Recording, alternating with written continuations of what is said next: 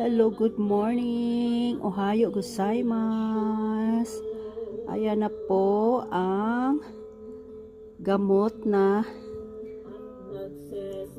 natanggap ko mula sa doktor, guys.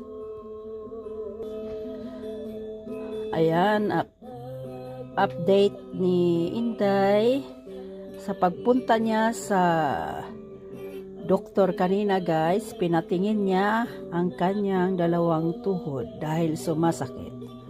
Ayan, binigyan lang ako ng salumpas daw kuno to.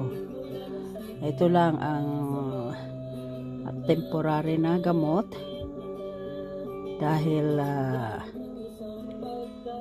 hindi pa masuri ng mabuti ang tuhod ni Inday.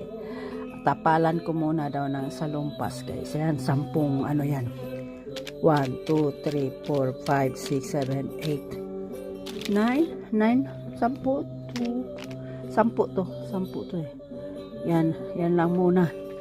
Yan lang muna daw ang itapal ko sa tuhod ko. Tapos after that, balik daw ako ulit doon sa doktor ko sa tuhod.